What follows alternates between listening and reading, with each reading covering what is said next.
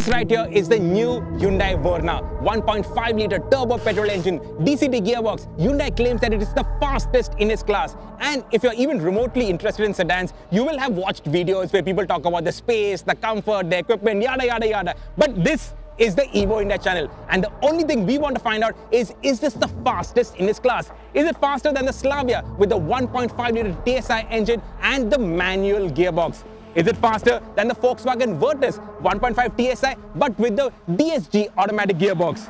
Is it faster than the Honda City iVTEC engine but the CVT gearbox?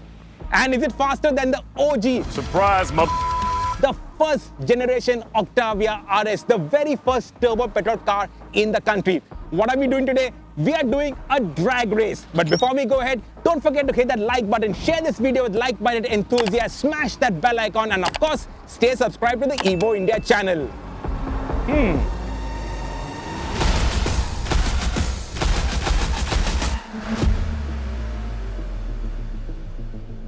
First up, we've got the Slavia and the Virtus. Now, these two cars are identical under the skin.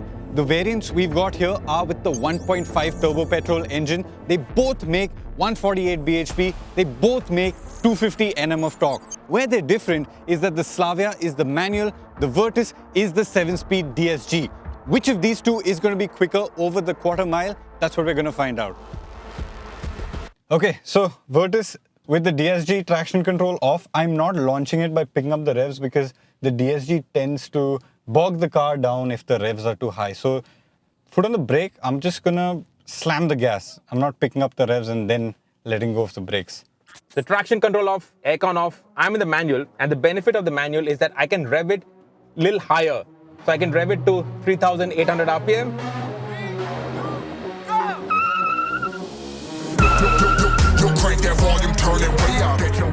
Get a proper launch,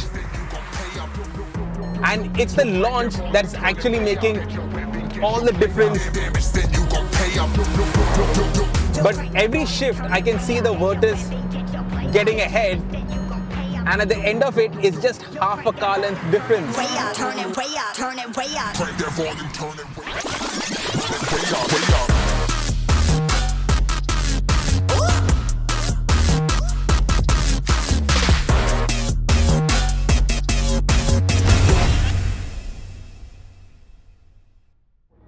Virtus has quicker shifts. I almost got him at the end, but he was faster. The launch on the Slavia was better, and I think the manual, it gives you that manual control, and that allows you to launch the car better. So much more important. Now, the two cars we have on test next are traditional rivals, the City, the Verna. The City has always been the more sporting one with VTEC and all of that, but Verna, it is catching up. It now has a proper 1.5 turbo petrol engine with serious outputs. It makes 159 bhp, the most in this test, and 253 Nm of torque. The City, on the other hand, naturally aspirated petrol engine, 119 bhp, 145 Nm of torque. On paper at least, the Verna has this down.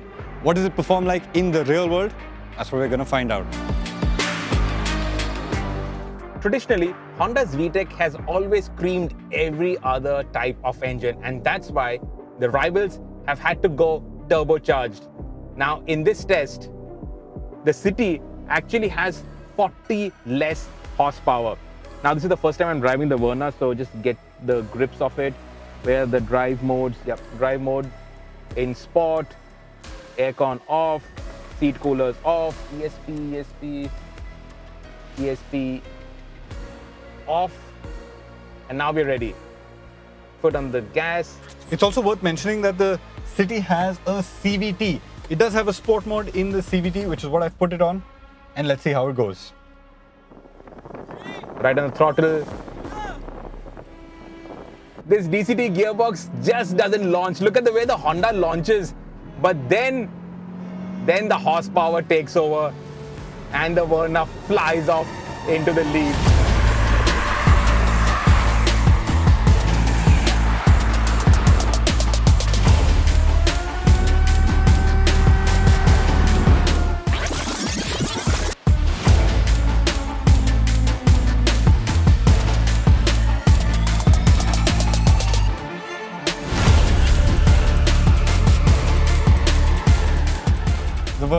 8 is genuinely much faster. And you can see that. After the launch, it just reels the city in and it's gone. There's a couple of car lengths by the end of it.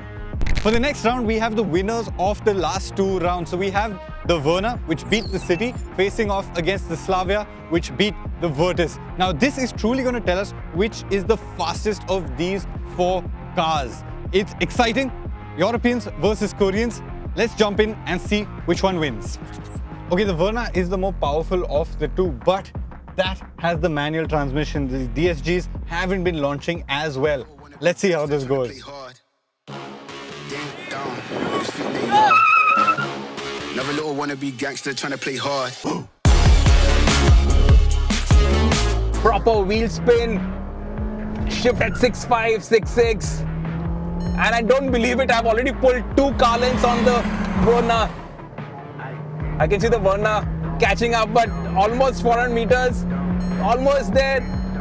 And you have 2 car lengths ahead of the Verna.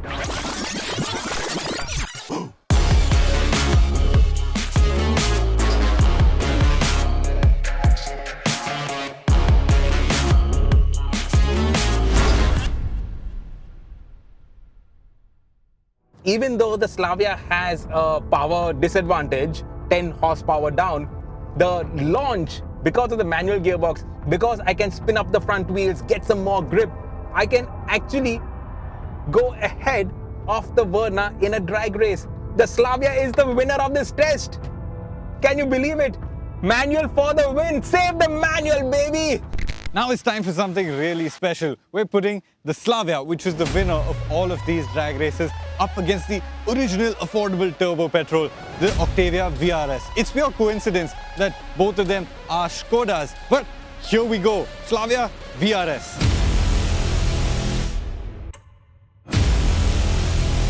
So we're going to be a little easy on the clutch and do a rolling start. Get to the start line.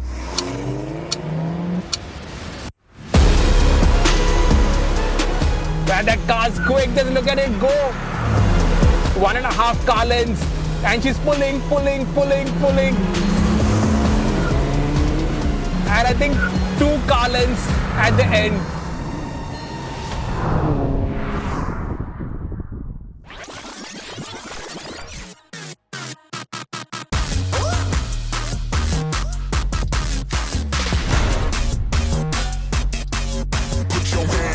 She's a beauty. 20 years old and she's still whooping ass of modern cars. I guess all the emission control technology on our modern engines, it strangles the engine so much. That's a perfect representation of how emissions, it really throttles the engine, but of course we need strong emission control. There's no 2 ways about that. But yeah, that's the visual representation of modern engines to meet modern regulations and modern everything.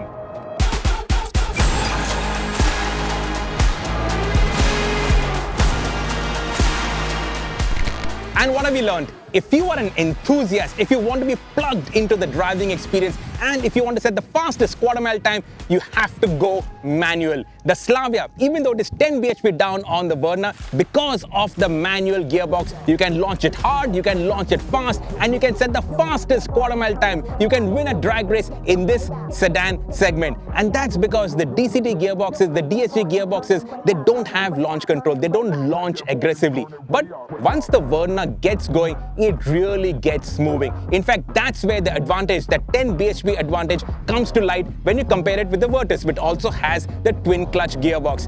And the horsepower advantage, or rather the disadvantage that the Honda City has, that is what sees it lag behind the other cars in this test. It actually launches really fast. Even though it's got a CVT gearbox, it jumps ahead surprisingly quickly. But then that 40 bhp horsepower disadvantage, that rears its head and then it falls behind this trio. And ultimately, old is still gold. That original Octavia RS, even today, 20 years later, it's still smoking hot.